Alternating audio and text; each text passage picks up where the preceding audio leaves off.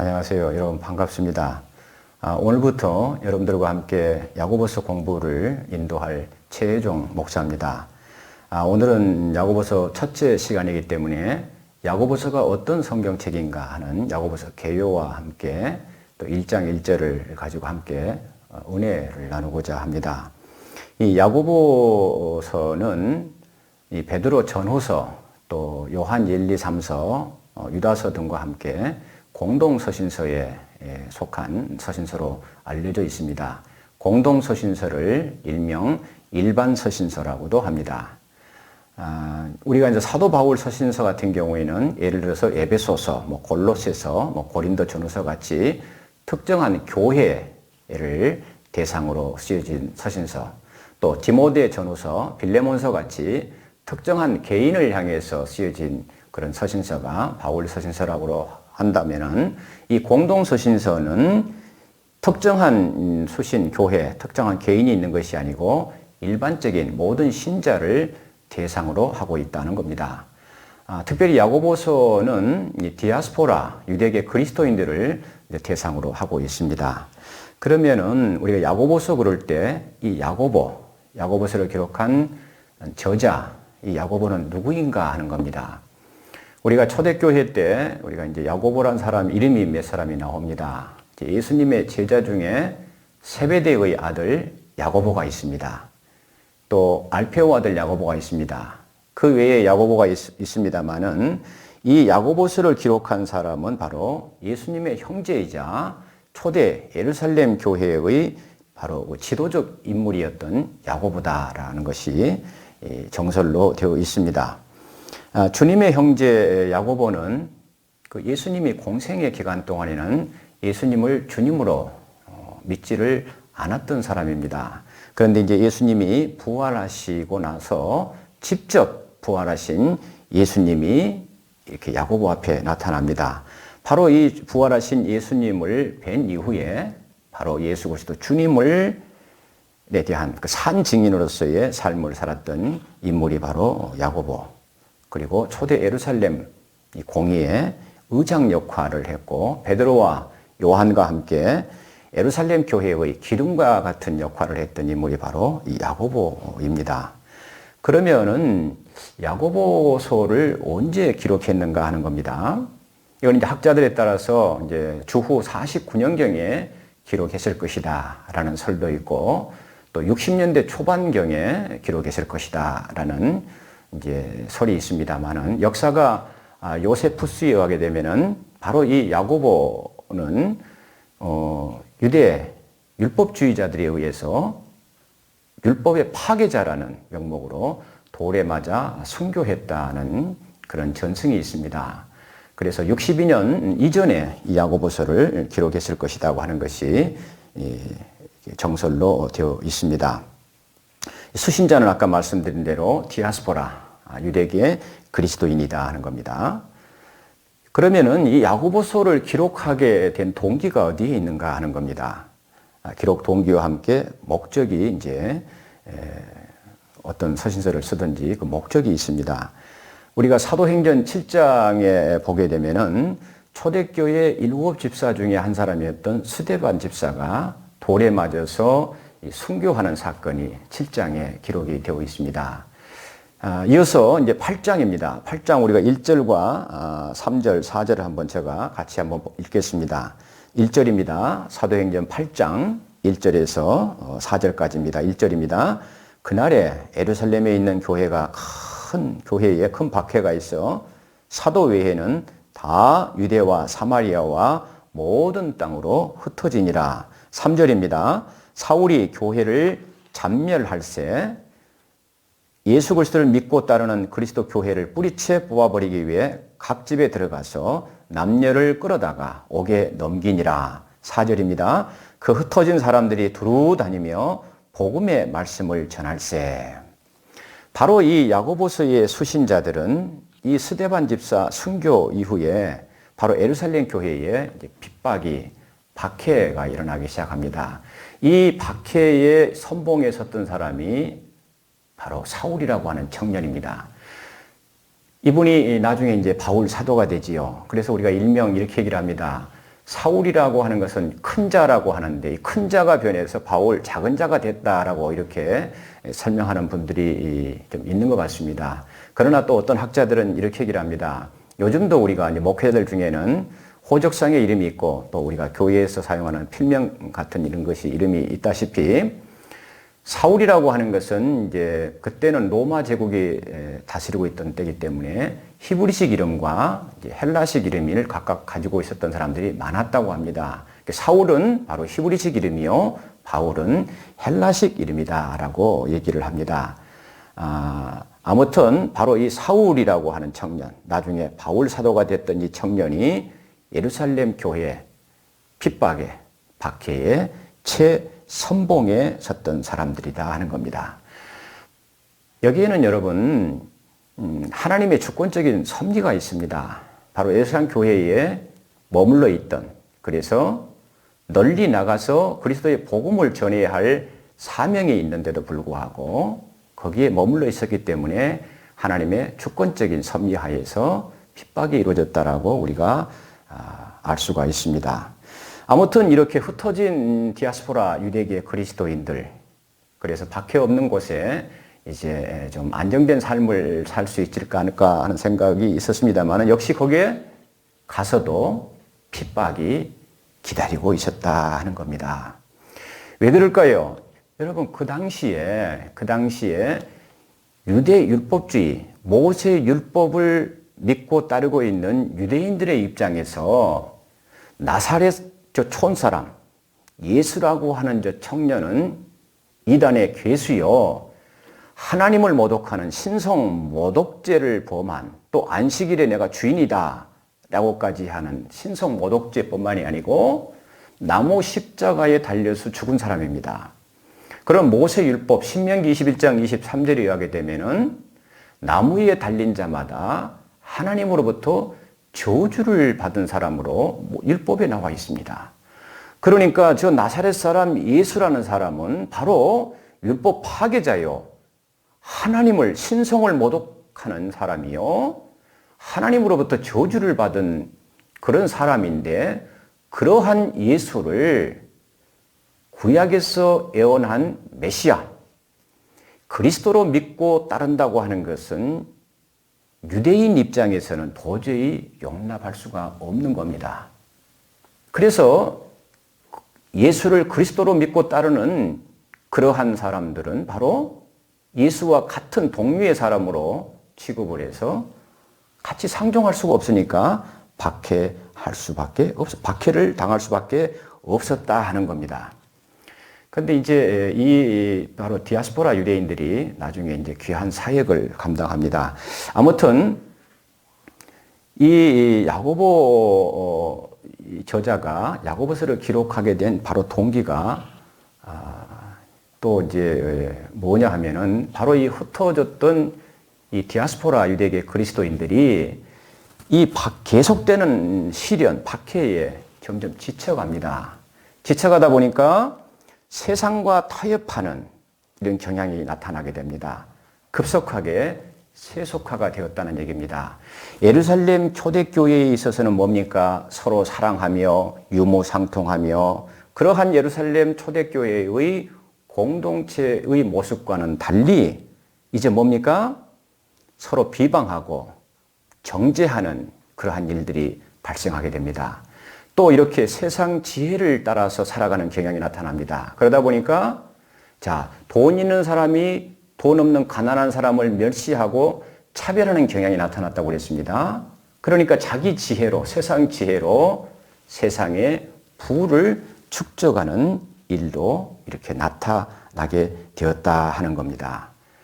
여러분, 야고보서 우리가 4장 4절에 보게 되면 뭡니까? 야고보서가 거기에 대해서 굉장히 경고를 하고 책망을 합니다. 세상과 벗된 것이 바로 하나님과 원수 되는 것을 너희들이 알지 못하느냐라고 경고하고 있습니다. 또 이렇게 세속화와 함께 그러다 보니까 어떻게 됩니까? 이제 입술의 신앙 고백은 하지만은 실제 삶 속에서 주님의 말씀대로 실천하는, 순종하는 삶이 자연히 이렇게 동떨어진 삶을 살게 되었다는 겁니다. 그것에 일조를 하게 된 것이 뭐냐 하면은 여러분, 주후 40년대 후반경에 바로 이 사도 바울의 이신층이 이 구원의 원리가 널리 이렇게 전파가 되게 됩니다. 무슨 얘기냐 그러면은 여러분, 이 구원이라고 하는 것은 행위로 이루어지는 것이 아니고 오직 믿음으로 칭의, 예수 그리스도를 믿음으로 말미암아 의롭다함을 인정받는다. 우리 인간의 입장에서는 예수 그리스도를 믿음으로 말미암아 의롭다함을 얻는다 하는 것이 사도 바울의 바로 구원의 원리입니다. 이 원리는 뭐냐 하면은 사도 바울이 유대 율법주의자들을 책망하면서 나오는 얘기입니다. 이 사람들은 예수 그리스도를 믿지를 않습니다. 철저하게 아까 말씀드린 대로 이단의 괴수라고 해서 배척하는 사람들입니다. 그러니까 이 사람들은 모세의 율법, 바로 모세의 율법의 행위에 의해서 자기들이 구원을 받는다. 그러니까 할례도 받아야 되고 안식일도 지켜야 되고 이러한 행함을 강조했던 사람들입니다. 여기에 대해서 바로 사도 바울이 구원이라고 하는 것은 그러한 율법의 행위로 받는 것이 아니고 오직 예수 그리스도를 믿음으로 말미암아 하나님으로부터 의롭다 하고 인정을 받는 구원의 원리를 제시하는 겁니다. 다시 말씀드리면은 이 사람들은, 유대 율법주의자들은 예수를 믿지 않는 사람들입니다. 사도 바울이 얘기하는 믿음으로 구원을 받고 행함으로 구원을 받지 못한다고 하는 얘기는 예수를 믿기 전에, 개종 전의 일입니다. 예수를 믿지 않고 율법을 우선시하는, 거기에 대해서 지금 책망하고 지금 야단을 치는 내용이 바로 이신칭의의 교리인데, 야고보 사도가 얘기하는 것은 바로 믿음 안에서, 예수 그리스도의 믿음 안에서의 행함, 예수 그리스도의 믿음의 그 신실성, 참된 믿음을 입증하는 것이 바로 실천이다. 그런데 바로 이 야고보서를 받아보는 수신자들이 세속화와 함께 이 사도 바울의 이신득이의 이 구원 원리를 이제 전해 듣습니다. 그러면서 그들의 믿음이 점점 참 믿음과는 거리가 멀어지는, 입술만의 신앙 고백화 되어가는 과정에 바로 이 이신득이의 이 구원 원리를 오해했거나 아전 인수격으로 해석을 해서 자신들의 그 공허한 믿음을 합리화시키는 경향이 있었다는 얘기입니다. 바로 이러한 상황 속에서 바로 야고보서 기자는 흩어진 유대인 그리스도인들에게 믿음의 실천을 철저하게 강조하는 서신서, 바로 야고보서를 이제 기록을 해서 그들에게 이제 보낸 것이 바로 야고보서다 하는 얘기입니다. 그러니까 그 당시에 야고보 기자가 보기에 예수 그리스도에 대한 신앙을 고백하기는 했으나 그에 합당한 신앙의 열매들을 맺지 못하고 있었다. 뭡니까? 아까 교회에 급속하게 피곤증이 오는 겁니다. 계속되는 박해로 인해서. 그래서 그들과 타협하게 됩니다. 세상과 타협하게 됩니다. 그래서 세상의 지혜에 따라서 살게 되고 서로 비판하고 판단하고 정죄하고 차별하는 이런 일이 일어나게 되었다 하는 얘기입니다. 이것을 이제 야고보 사도가 바로 이 본문을 통해서 직설적인 어조로 이 문제점들을 지적을 하고 책망을 하고 시정할 것을 권고하고 또 명령하고 권면하고 있는 내용이 바로 야고보서다. 그러니까 우리가 행함이 없는 믿음은 죽은 믿음이라고 할 때 마치 행함으로 구원을 얻는 것 같은 우리가 오해를 할 수가 있습니다만은 이 야고보 사도가 쓴 야고보서는 행함으로 구원을 얻는다는 논리가 전혀 아니라는 것을 이 말씀을 드립니다. 실천이 따르지 않는 기만적인 믿음을 지금 책망하고 있다 하는 것을 여러분 기억하시기 바랍니다. 이 야고보서의 두드러진 특징은 바로 성도의 믿음을 어떻게 그들의 삶과 연결시키느냐 하는 것에 초점을 맞추고 있습니다. 참된 믿음이라고 하는 것은 입술의 공허한 구호로만 그치는 것이 아니라 행함으로 입증되어야 하기 때문입니다. 이 야고보서는 총 5장으로 구성이 되어 있습니다. 그리고 절수로는 108절로 되어 있습니다. 그런데 그 중에서 108절 중에서 60절, 60개 절이 명령문 형태로 되어 있다는 얘기입니다. 인내를 온전히 이루라. 마귀를 대적하라. 하나님을 가까이 하라. 이 두 마음을 품은 자들아, 마음을 성결하게 하라. 이게 다 명령문으로 되어 있습니다. 단순하게 권면이 아니고 반드시 그렇게 해라. 라고 강력한 어조로 이렇게 말씀하고 있습니다. 이 야고보서는 아까 이제 총 5장 108절로 되어 있다고 그랬습니다. 그럼 1장의 내용은 바로 박해를 받고 있는 성도들이 그 시련 가운데 있는 성도들을 향해서 성도들이 이 시련, 고난 가운데 있을 때 어떠한 신앙 자세를 취해야 하는가에 대해서 1장에서 말씀하고 있습니다. 그리고 성도로서의 참된 경건이라고 하는 것은 무엇인가에 대해서도 언급을 하고 있습니다. 2장에 가서는 외모로 사람을 판단하지 말라, 차별하지 말라, 그리고 행함으로 입증되는 참된 믿음에 대해서 강조를 하고 있습니다. 그리고 3장의 내용은 바로 믿음이 행위로 입증되는 대표적인 것 중에 하나가 뭐냐 하면은 우리의 바로 언어 생활을 얘기를 합니다. 우리의 혀라고 하는 것은 아주 조그마한 작은 지체로 돼 인간의 혀가 지니는 강력한 영향력이 어떠한 것인지 비유 말씀을 통해서 3장에서 얘기를 하고 있습니다. 여러분 한번 생각해 보시기 바랍니다. 한 입술에서 한편으로는 하나님을 찬양하고 같은 입술에서 한편으로는 믿음의 형제자매를 저주한다. 있을 수 없다 하는 겁니다. 그리고 4장에 가서는 바로 이렇게 세속화, 급속한 세속화에 대한 경고를 하고 있습니다. 교회 안에 세속화로 인해서 서로 시기와 분쟁, 다툼이 일어나고 세상과 짝을 하는, 벗을 하는 그런 경향이 나타납니다. 야고보 사도는 얘기합니다. 성경이 말씀하고 있습니다.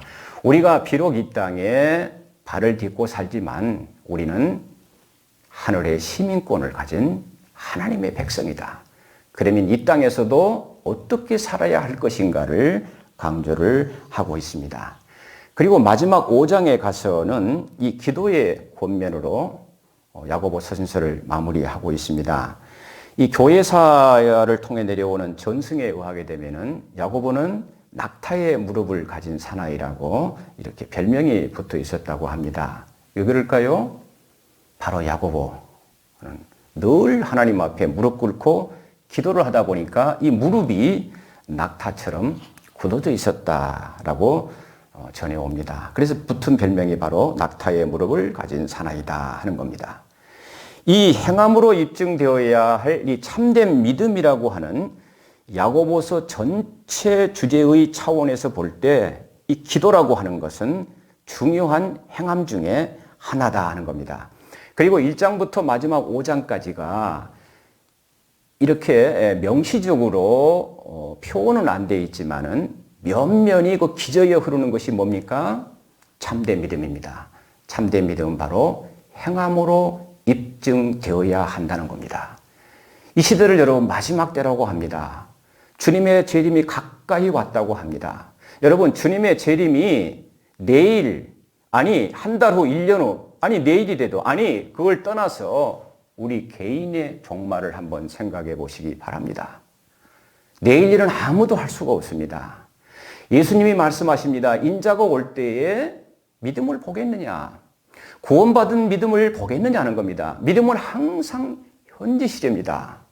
여러분 주님이 한 달 후에 오시든 1년 후에 오시든 과연 내 믿음이 구원받을 수 있는 믿음인가 하는 것을 여러분 한번 생각해 보시기 바랍니다. 내일 일을 모릅니다. 내일 어떻게 될지를 모릅니다. 내가 그러면은 내일 한 달 후에 주님 앞에 섰을 때 내가 과연 구원받을 수 있는 믿음의 주님과의 관계를 유지하고 있었는가 하는 내용입니다. 야고보서는 바로 이 마지막 때에 우리 성도의 삶의 자세를 강조한다고 볼 수가 있습니다. 정말로 당신이 참된 믿음에 거하는가 하는 것을 이 야고보서를 통해서 우리의 믿음을 다시 한번 테스트해 볼 수 있는 그러한 교과서가 야고보서이기도 합니다. 그러면 이제 야고보서 1장 1절을 잠시 좀 같이 살펴보겠습니다. 야고보서 1장 1절입니다. 같이 읽겠습니다. 하나님과 주 예수 그리스도의 종 야고보는 흩어져 있는 12지파에게 문안하노라 이렇게 되어 있습니다. 이 편지 문안은 그 당시에 이 서신서의 전형적인 그런 형태를 따르고 있다 하는 겁니다. 여러분 문안하노라 그럴 때 이 문안하노라의 이 헬라어 원어가 카이로로 되어 있습니다. 카이로. 문안하노라 이 말이 카이로입니다. 문안하노라. 이 말이 헬라어로 카이로입니다. 카이로. 여러분 이집트의 수도가 어디지요? 이집트의 수도가 바로 카이로입니다. 이 카이로 그 말은 뭡니까? 기뻐하다, 즐거워하다 이런 의미입니다. 즐거워하다. 여러분 이집트의 수도 카이로는 세계에서 가장 인구가 많은 도시 중에 하나로 알려져 있습니다. 그러니까 여러분 이집트의 수도 카이로는 무슨 뜻입니까? 기쁨의 도시, 즐거움의 도시 이런 의미가 됩니다. 이집트는 여러분 알렉산드리아라고 하는 도시가 있습니다. 알렉산드리아. 이건 뭡니까? 주전 여러분 320년경 바로 마케도니아 왕, 헬라 왕 알렉산더 대왕이 이집트를 원정을 가지요. 그래서 이집트라는 나라는 이 헬라 문화, 알렉산더 대왕의 영향을 굉장히 많이 받은 나라 중에 하나입니다. 그래서 아마 그 수도 이름도 카이로라고 아마 짓지 않는가. 뭡니까? 기쁨의 도시다, 즐거움의 도시다 하는 내용이 바로 문안하노라 하는 내용에 들어가 있습니다. 그런데 오늘 1절에 보시게 되면은 야고보 사도가 하나님과 주 예수 그리스도의 종이라고 자신을 표현하고 소개하고 있습니다. 종이라고 하는 것은 여러분 돌로스, 노예입니다. 노예. 여러분 고대 사회에서 노예라고 하는 신분은 가장 비천한 그런 계급, 신분에 속합니다. 그럼에도 불구하고 야고보는 자신을 종이라고 소개하고 있습니다. 여러분 야고보 사도는 육신의 예수님의 형제라고 그랬습니다. 예루살렘 초대교회의 지도적인 위치에 있는 사람입니다. 그러면은 이렇게도 표현할 수 있지 않을까요? 나는 예수님의 형제 야고보요, 사도인 내 야고보가 여러분에게 문안합니다. 이렇게 소개할 수도 있을 텐데 그런 말은 사용하지 않고 종이라고만 표현합니다. 아마 이것은 이제 겸손의 표시이기도 하고 또 예수님과의 어떤 육적인 관계보다는 영적인 관계가 더 중요했기 때문에 이런 표현을 썼을 것입니다. 거기에다가 이미 이 서신서의 수신자들은 이 야고보서를 지금 기록하고 있는 야고보가 어떠한 사람이라는 것, 예수님의 육신의 형제요, 예루살렘 초대교회의 지도자라는 것을 이미 알고 있었을 것입니다. 그래서 아마 굳이 표현하지 않은 것이 아닌가 하는 생각을 가져봅니다. 자, 그런데 고대 사회에서 종이라고 하는 건 비천한 신분, 주인의 소유에 속하는, 재산권에 속하는 사람입니다. 그런데 구약 성경에 나타나는 종이라고 하는 표현은 여러분 모세를 보세요. 신명기 34장 5절에 보면은 하나님께서 모세를 향해서 여호와의 종, 내 종이라고 표현을 합니다. 또 다윗은 어떻게 합니까? 내 종 다윗이라고 얘기합니다. 또 선지서에 보게 되면은 선지자들을 하나님께서는 이렇게 표현합니다. 내가 내 종 선지자들을 너희에게 보냈다. 이렇게 표현합니다. 구약 성경에서 종이라는 표현은 뭡니까? 하나님의 사람의 특권과 영예를 나타내는 아주 귀한 칭호였다는 얘기입니다. 자, 그러면은 12지파에게 문안한다. 흩어져 있는 12지파다 할 때 이 12지파입니다. 12지파라고 할 때 여러분 여기서 12지파는 하나의 문자적이고 상징적인 의미라고 볼 수가 있습니다. 12지파. 12지파. 여기서는 지금 문자적이고 상징적인 의미를 가지고 있다. 왜 그러냐 하면은 여러분, 자, 솔로몬 사후 이후에 르호보암 왕 때 여기에 이제 북이스라엘과 남유다로 분열왕국이 됩니다. 그런데 북이스라엘은 주전 721년에 아수르에 의해서 망합니다. 남유다는 주전 586년에 바벨론에 의해서 망합니다. 바벨론, 아수르에 의해서 망하고요. 이 북이스라엘은 여러분 10지파입니다. 10지파에 의해서 여로보암에 의해서 이제 왕국이 열리게 되고 남유다는 이제 르호보암에 의해서 유다 지파와 베냐민 지파.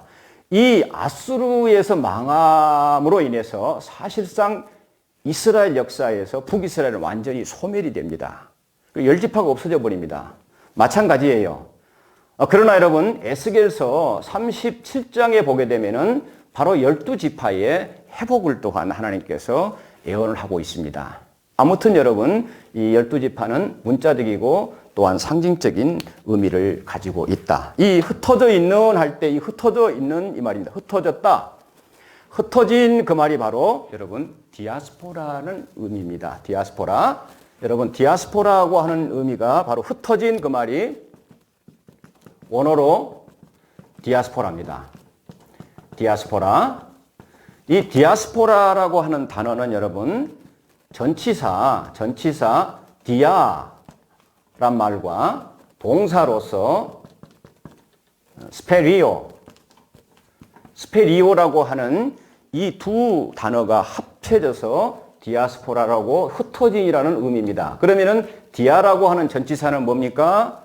못못에 이렇게 널리, 못못을 통하여 널리 이런 뜻입니다.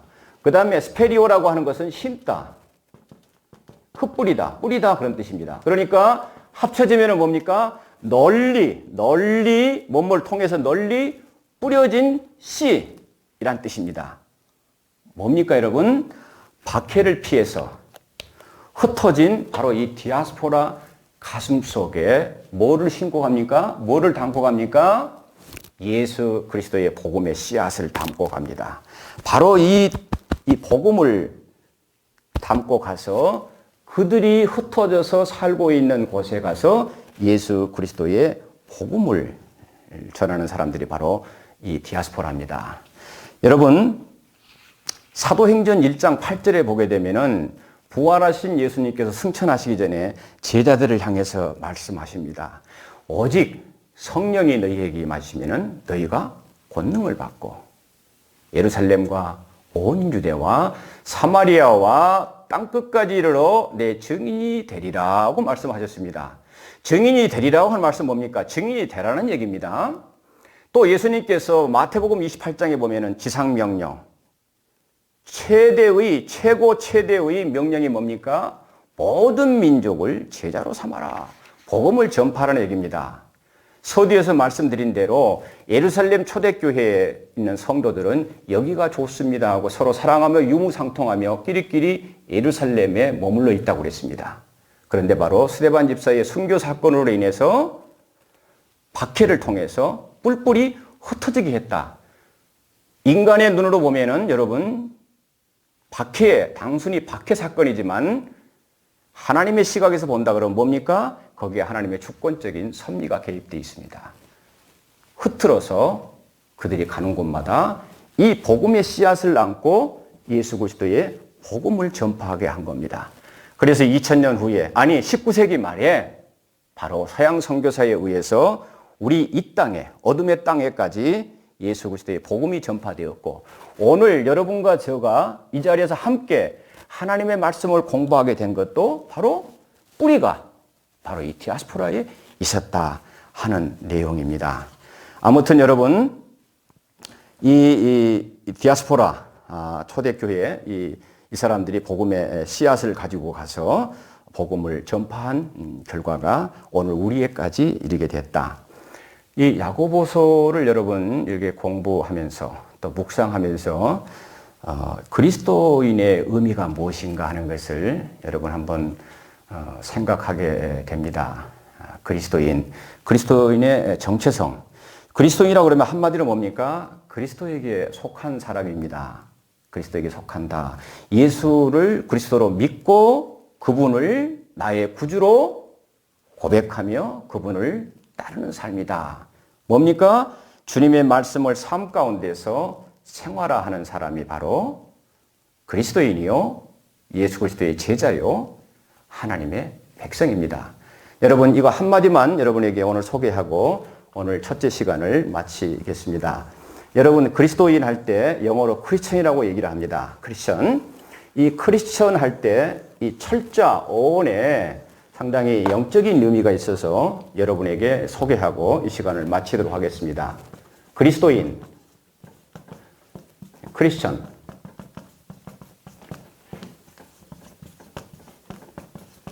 이 크리스천 할 때 여러분 이 C라고 하는 철자의 어원입니다. 이 철자의 어원은 여러분 뭡니까?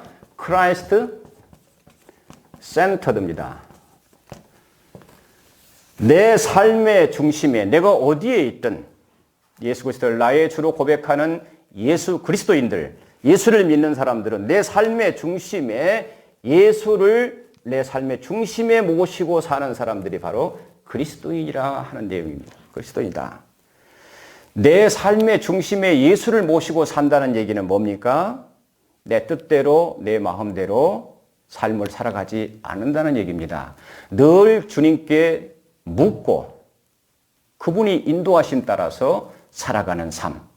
이 사람이 바로 주님의 말씀을 삶 가운데서 실천하는 사람, 참된 믿음의 사람이요, 그리스도인이라고 하는 의미가 이 철자에, 이 C에 이렇게 담겨져 있습니다. 우리가 이제 시간 나는 대로 이제 하나하나 여러분하고 같이 한번 좀 살펴보도록 하겠습니다. 여러분, 그리스도인. 바로 예수 그리스도를 내 삶의 중심에 모시고 사는 사람. 그래서 주님의 말씀을 내 삶 가운데서 실천하는, 순종하는 참된 믿음의 사람이 바로 그리스도인이다 하는 의미. 오늘 야고보서 1강을 이제 시작하면서 다시 한번 생각해 보았습니다. 여러분 또 다음 시간에 뵙겠습니다. 감사합니다.